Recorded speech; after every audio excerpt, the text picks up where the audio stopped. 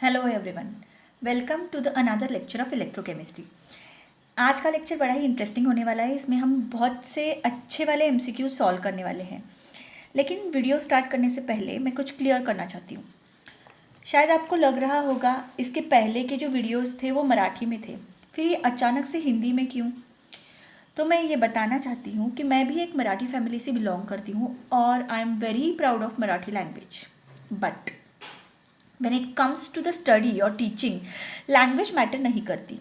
हमारे इंडिया में या फिर महाराष्ट्र में भी बहुत से बच्चे ऐसे हैं, बहुत से स्टूडेंट्स ऐसे हैं जो हिंदी समझ सकते हैं लेकिन मराठी नहीं समझ सकते, या फिर हिंदी में बात करते हैं लेकिन मराठी नहीं समझ सकते। लेकिन बहुत से मराठी स्टूडेंट्स ऐसे होते हैं जो हिंदी आराम से समझ सकते हैं। That's why for every student who may watch the video in future, उसको समझ आए इसलिए मैं ये छोटा सा प्रयास कर रही हूँ। Now let's move on to the content of the video.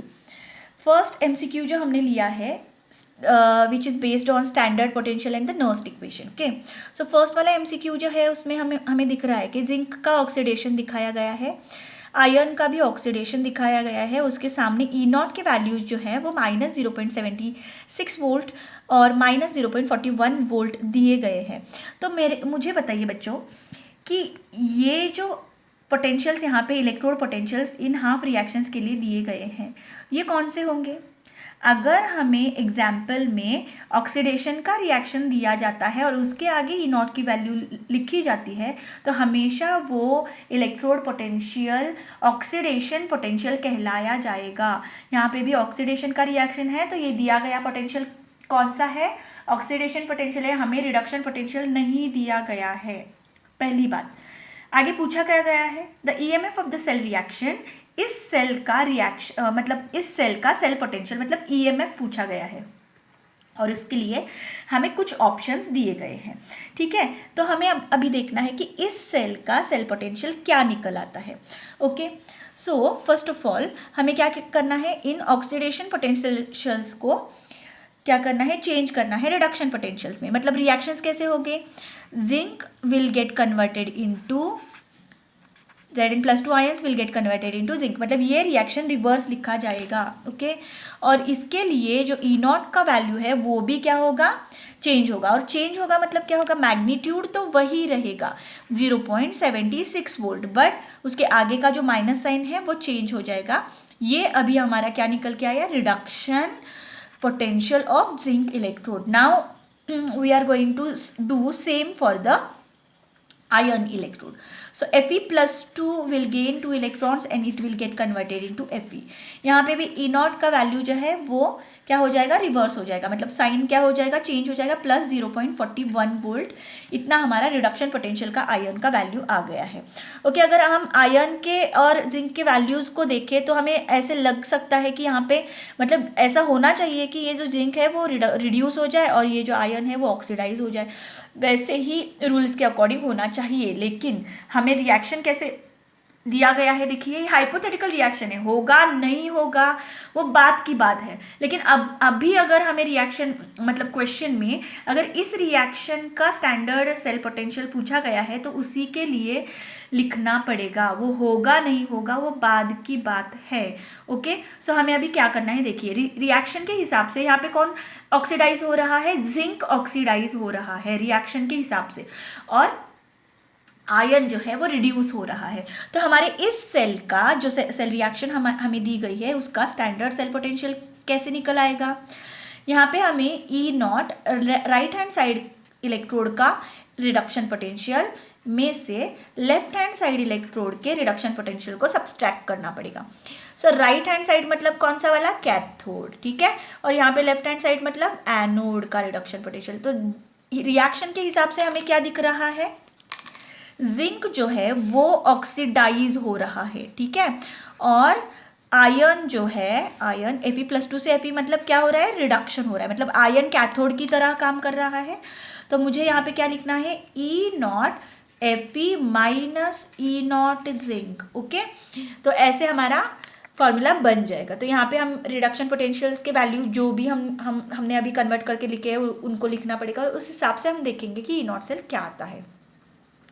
So Fe का जो रिडक्शन पोटेंशियल है वो कितना दिया गया है 0.41 वोल्ट, माइनस जिंक का रिडक्शन पोटेंशियल कितना दिया गया है 0.76 वोल्ट, मतलब हमने वो कन्वर्ट करके ले लिया है। ओके, तो जब हम इसका कैलकुलेशन करेंगे तो हमारा वैल्यू क्या निकल के आएगा -0.35 वोल्ट। मतलब इसमें कौन सा ऑप्शन करेक्ट है, ए वाला ऑप्शन करेक्ट है। अभी हम लोग बोल सकते हैं कि ये जो E0 सेल निकल के आया उसके हिसाब से ये जो सेल है वो उसमें जो होने वाले रिएक्शंस है वो स्पॉन्टेनियसली होंगे कि नहीं होंगे, इसका जवाब देने के लिए हमें E0 सेल हेल्प कर सकता है, लेकिन वो हमें मतलब इस क्वेश्चन में पूछा गया नहीं है। लेकिन आपको समझ आए या फिर कभी क्वेश्चन बढ़ा दिया जाए और उसके हिसाब से अगर ऑप्शन दिए जाए तो आपको क्या करना होगा, देखिए ये जो E सेल का वैल्यू -0.35 वोल्ट निकल के आया उसको हमें फॉर्मूला में पुटअप करना है डेल्टा जी के। तो यहाँ पे हम लोग देख सकते हैं -NF E सेल और E0 सेल, ऐसे हमारा फॉर्मूला होता है, राइट। ये हमने लास्ट लेक्चर में ऑलरेडी डिस्कस किया था। तो यहाँ पे अगर देख लीजिए, यहाँ पे मैंने माइनस का साइन रख दिया और मैंने अगर E0 सेल भी -0.76 वोल्ट रखा, यहाँ पे फैराडे की वैल्यू रखी, n की वैल्यू रखी, n मतलब नंबर ऑफ इलेक्ट्रॉन्स, तो ओवरऑल आंसर मेरा डेल्टा जी का कैसा आएगा, पॉजिटिव आएगा, है ना। हम लोग कैलकुलेशन नहीं करेंगे लेकिन overall delta G minus minus क्या हो जाएगा, पॉजिटिव हो जाएगा, है ना। तो जब भी हमने लास्ट वीडियो में डिस्कस किया था, जब भी डेल्टा जी मतलब गिब्स फ्री एनर्जी का जो वैल्यू होता है, गिब्स फ्री एनर्जी चेंज का जो वैल्यू होता है वो अगर पॉजिटिव आए तो रिएक्शन जो होता है वो नॉन स्पॉन्टेनियस होता है, मतलब वो रिएक्शन होगा ही नहीं। इसका मतलब ये जो अभी E0 सेल निकल के आया उसने हमें हेल्प क्या करी, डेल्टा G0 की वैल्यू को निकालने के लिए हमें हेल्प करी है।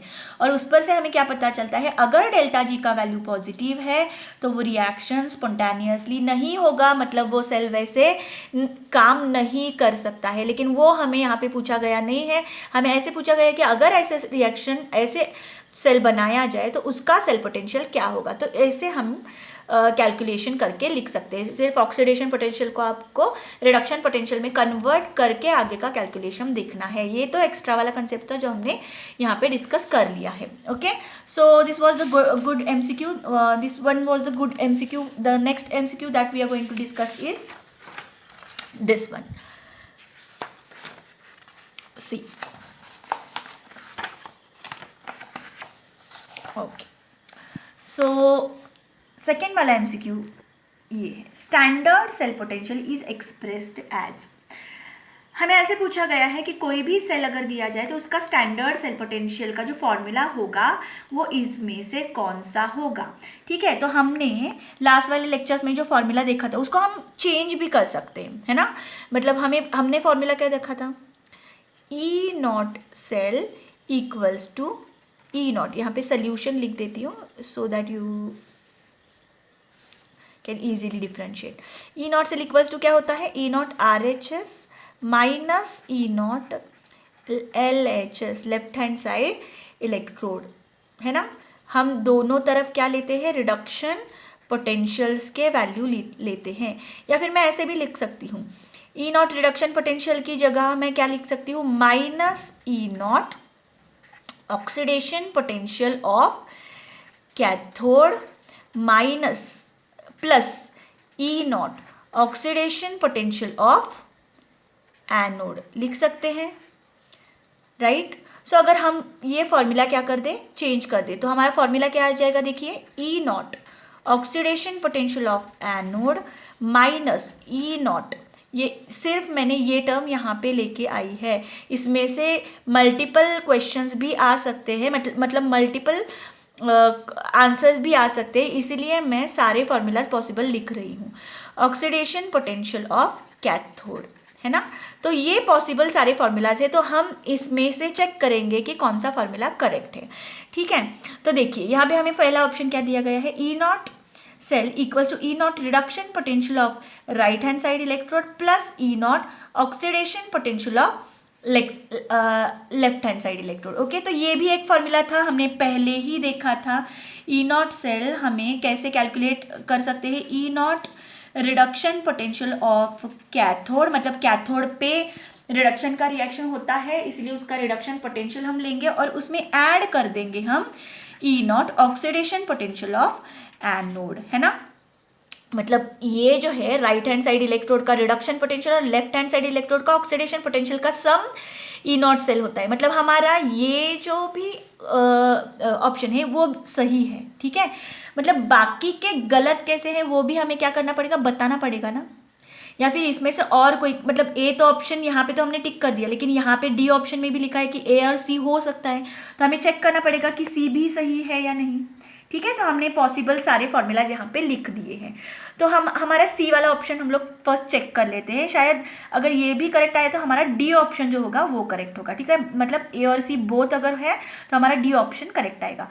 सो हम देख लेते हैं कि E0 से equals to E0 oxidation potential of anode minus E0 oxidation potential of cathode, ये हमारा आंसर है क्या। तो यहाँ पे हमने अभी डिराइव किया कि हमारा E0 सेल का जो आंसर है वो E0 oxidation potential of anode minus E0 oxidation potential of cathode हो सकता है। ये फॉर्मूला हम लोग चेंज कर सकते हैं, क्योंकि किसी भी इलेक्ट्रोड का रिडक्शन पोटेंशियल जो है उसका उसके ऑक्सीडेशन पोटेंशियल के इक्वल होता है, जस्ट साइन क्या हो जाता है, चेंज हो जाता है। इसलिए मैंने इन दोनों के साइन चेंज कर दिया और फॉर्मूला करेक्टली लिखने के लिए मैंने ये सिर्फ रिवर्स करके यहाँ पे लिखा है। तो ये भी फॉर्मूला हो सकता है, ये भी फॉर्मूला हो सकता है, ये भी फॉर्मूला हो सकता है। तो इस हिसाब से ये ऑप्शन ए में दिया गया है और ये जो है ऑप्शन सी में दिया गया है, देख सकते हैं हम लोग।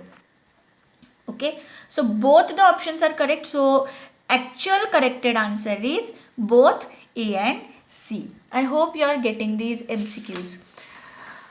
नेक्स्ट क्वेश्चन बहुत ही अच्छा क्वेश्चन है, ऐसे क्वेश्चन भी बहुत बार पूछे जाते हैं। देखिए यहाँ पे हमें एक सेल दिया गया है, ठीक है, प्लैटिनम H2H+, हाँ करेक्ट। ये हमारा स्टैंडर्ड हाइड्रोजन इलेक्ट्रोड है, SHE लेफ्ट हैंड साइड पे दिया गया है, मतलब वो कैथोड की तरह काम करेगा। और ये हमारा आयोडीन का इलेक्ट्रोड है। यहाँ पे क्या दिया है, if the standard potential cell potential is, इस सेल का जो सेल पोटेंशियल है वो अगर 0.54 वोल्ट है, then standard potential for cathode half reaction will be. हमें ऐसे पूछा गया है कि कैथोड की तरह जो आयोडीन का इलेक्ट्रोड काम कर रहा है उसका रिडक्शन पोटेंशियल कितना निकल के आएगा। अगर आपको हाइड्रोजन का पता हो, सेल पोटेंशियल पता हो, तो इसका हम इजीली निकाल सकते हैं। उसके लिए हमें बेसिक फॉर्मूला ही लगाना है, ठीक है। तो हम आपको समझ आए इसीलिए यहीं पे लिख रही हूँ, फिर हम देखेंगे कि इसमें से कौन सा ऑप्शन करेक्ट आता है। सो E0 सेल इक्वल्स टू क्या होता है, E0 right hand side electrode minus E0 left hand side electrode, ठीक है। तो राइट हैंड साइड में कौन सा इलेक्ट्रोड है, आयोडीन का इलेक्ट्रोड है, तो मैं यहाँ पे लिख देती हूँ E0 I2, ठीक है, माइनस E0 H2। हम पूरा रिप्रेजेंटेशन नहीं लिख रहे हैं, जस्ट समझने के लिए लिख रही हो, अदरवाइज ये ऐसे नहीं लिखा जाता, ये सबको पता है, ठीक है। फिर भी ये सिर्फ समझने के लिए ऐसे रिप्रेजेंट किया है। आयोडीन के रिडक्शन पोटेंशियल में से मुझे SHE का रिडक्शन पोटेंशियल क्या करना है, सब्सट्रैक्ट करना है। तो सबको पता है कि SHE जो होता है स्टैंडर्ड हाइड्रोजन इलेक्ट्रोड, जो यहाँ पे दिखाया गया है, उसका रिडक्शन पोटेंशियल का जो वैल्यू होता है वो 0.0 वोल्ट होता है, और उसका ऑब्वियसली ऑक्सीडेशन पोटेंशियल भी कितना होता है, 0.0 वोल्ट होता है। तो हमें ऑक्सीडेशन पोटेंशियल की वैसे ज़रूरत नहीं है, लेकिन दोनों भी वैल्यूज़ क्या है, सेम है। जीरो के आगे माइनस साइन लगाओ नहीं लगाओ कुछ फर्क नहीं पड़ेगा, ओके। तो यहाँ पे हम आयोडीन का हमें निकालना है, तो हम आयोडीन एज इट इज़ लिख देंगे, यहाँ पे 0 लिख देंगे, 0.0 वोल्ट। और सेल पोटेंशियल जो दिया गया है, हमें कितना दिया गया है, 0.54 वोल्ट।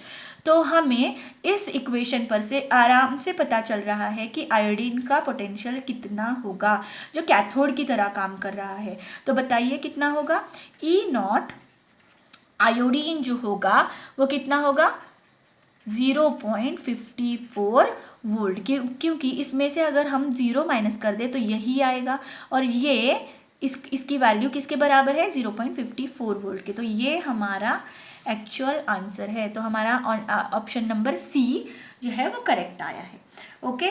तो थोड़ा स्क्रीनशॉट करके लिखने की कोशिश करिए आप लोग। सो दैट आप अगर फिर कभी ऐसे तरह के एमसीक्यूज आपको सॉल्व करने पड़े तो आप लोग आराम से सॉल्व कर सके। ओके, तो यहाँ पे आपको समझ में आया होगा कि मैंने H2 का 0 क्यों लिया, क्योंकि वो SH है, इसका रिडक्शन पोटेंशियल 0.0 वोल्ट होता है। Will turn towards next MCQ, this one. Okay, so see, the standard electrode potentials of zinc and silver electrodes are given, right? ये हमारा जिंक का रिडक्शन पोटेंशियल है और ये हमारा सिल्वर का रिडक्शन पोटेंशियल है। बच्चों यहाँ पे स्टैंडर्ड इलेक्ट्रोड पोटेंशियल बताया गया है। स्टैंडर्ड का मतलब वो रिडक्शन पोटेंशियल ही दिया गया है, क्योंकि सबको पता है स्टैंडर्ड पोटेंशियल मतलब क्या दिया जाता है, उसका रिडक्शन पोटेंशियल। तो हमें पूछा गया है कि इसका यूज करके जो भी सेल बनेगा उसका स्टैंडर्ड सेल पोटेंशियल निकालो। अभी यहाँ पे हमें रिएक्शन नहीं दिया गया है, ठीक है, तो कोई बात नहीं है। हम लोग क्या करेंगे, डिसाइड करेंगे कैथोड और एनोड कौन है, किस पर से डिसाइड करेंगे, रिडक्शन पोटेंशियल्स के ऊपर से, है ना। तो यहाँ पे हमें आराम से पता चल जाएगा कि Zn+2 जिंक, ठीक है, इसका रिडक्शन पोटेंशियल दिया गया है -0.763 वोल्ट। ओके, आपको समझने के लिए लिख रही हूँ, otherwise you can if you are able to directly calculate it, you can calculate and solve the question. Okay, so Ag+Ag, इसका रिडक्शन पोटेंशियल कितना दिया गया है, 0.799 वोल्ट। यहाँ पे रिस्पेक्टिवली लिखा है, इसलिए मैंने ये वैल्यूज ली है। ओके, सो अभी देख लीजिए, हमारा ट्रिक काम आएगा।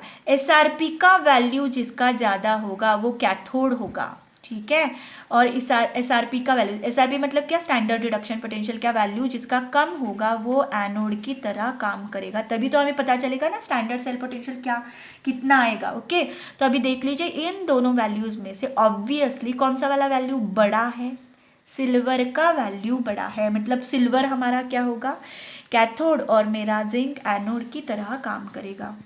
तो मेरा स्टैंडर्ड सेल पोटेंशियल जो है वो कैसे निकल आएगा, E0 सिल्वर का reduction potential minus E0 zinc का रिडक्शन पोटेंशियल। ओके, सो सिल्वर का कितना दिया गया है, 0.799 वोल्ट। ओके, माइनस हमें हमारा जो जिंक का रिडक्शन पोटेंशियल है वो कितना दिया गया है, -0.763 volt. Okay, so minus minus क्या हो जाएगा, प्लस हो जाएगा, सो 0.799 प्लस 0.763 वोल्ट, हम दोनों का ऐड कर दे तो हमारा कितना निकल के आएगा, देखिए, standard cell potential plus 1.562 volt, right. मतलब कौन सा वाला ऑप्शन करेक्ट आया, फर्स्ट वाला ऑप्शन करेक्ट आया है। So I hope you are getting this concepts. शायद वन और एक MCQ रह गया है, वो भी हम लोग डिस्कस कर लेते हैं और इसके बाद हमारा वीडियो ख़त्म हो जाएगा, ठीक है। अगर कोई कुछ चीज़ें आपको समझ में नहीं आ रही हो या फिर कोई कंसेप्ट अगर आपको समझ में नहीं आया हो तो आप लोग कमेंट सेक्शन में लिख सकते हैं या फिर वहाँ पे क्वेश्चन पूछ सकते हैं, मैं उसका आंसर देने की ज़रूर कोशिश करूँगी। So for the electrode reaction, this question for the electrode reaction, ये हमें एक रिडक्शन का रिएक्शन जनरली दिया गया है कि Mn+n इलेक्ट्रॉन्स गेन कर रहा है और M में कन्वर्ट हो रहा है, ठीक है। सो इसके लिए इस रिएक्शन के लिए हमें अगर नर्स इक्वेशन लिखना हो तो कैसे लिखेंगे, तो मैं यहाँ पे पहले लिख के बताती हूँ कि कैसे लिख सकते हैं, फिर यहाँ इसमें से कौन सा ऑप्शन करेक्ट होगा वो हम लोग देख लेंगे, ठीक है। सो Mn++n इलेक्ट्रॉन गिव्स M, ये हमारा इलेक्ट्रोड रिएक्शन है। अगर मुझे इस इलेक्ट्रोड के लिए नर्स्ट इक्वेशन लिखना है तो मैं क्या करूँगी, E = E0, क्या लिखेंगे हम, इसका रिडक्शन पोटेंशियल यहाँ पे लिखना है, माइनस हम लोग क्या कर सकते हैं, RT/NF, ln Q होता है, तो Q जो है, Q मतलब रिएक्शन क्वोशंट, कैसे लिखते हैं हम लोग, प्रोडक्ट का कॉन्सेंट्रेशन डिवाइडेड बाय रिएक्टेंट का कॉन्सेंट्रेशन, है ना। तो प्रोडक्ट साइड में कौन है, सिर्फ M है ना, डिवाइडेड बाय रिएक्टेंट साइड में कौन है, Mn+ है। बच्चों इलेक्ट्रॉन्स को हमें इसमें नहीं लेना होता है, ठीक है। तो हमने एक बात सुनी थी कि अगर रिएक्शन में अगर कोई मेटल है जो प्योर सॉलिड स्टेट में है, ये तो एक्वस में रहेगा और ये सॉलिड में रहेगा, राइट।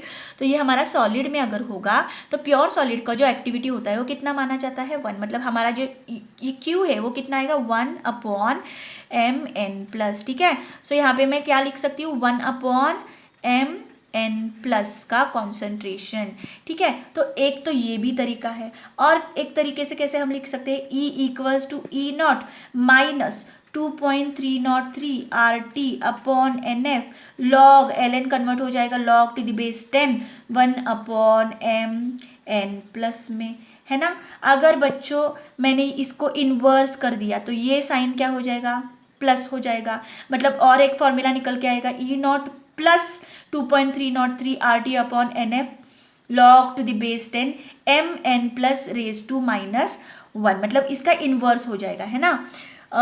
और एक फॉर्मूला हम लोग कैसे लिख सकते हैं, E = E0 माइनस 2.303, ठीक है। या फिर हम लोग ऐसे भी लिख सकते हैं 2.303 की जगह RT upon NF plus RT upon NF ln, मतलब ये जो फॉर्मूला है उसमें हम लोग ने सिर्फ इन्वर्स करके लिखना है। अगर ये इन्वर्स हो जाएगा तो अंदर वाला साइन क्या हो जाएगा, प्लस हो जाएगा। ठीक है, मतलब ये अगर इन्वर्स हो जाएगा तो ये साइन चेंज हो जाएगा। So plus RT upon NF ln m⁻⁻n+,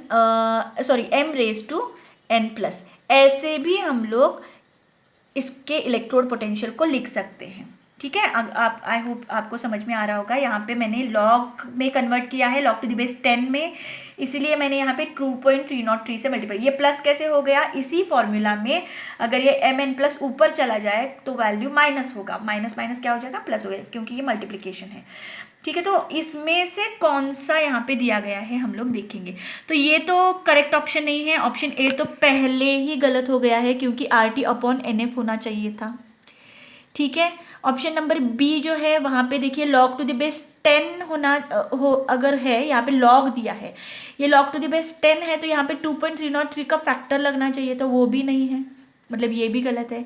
अभी इन दोनों में देख लेते हैं।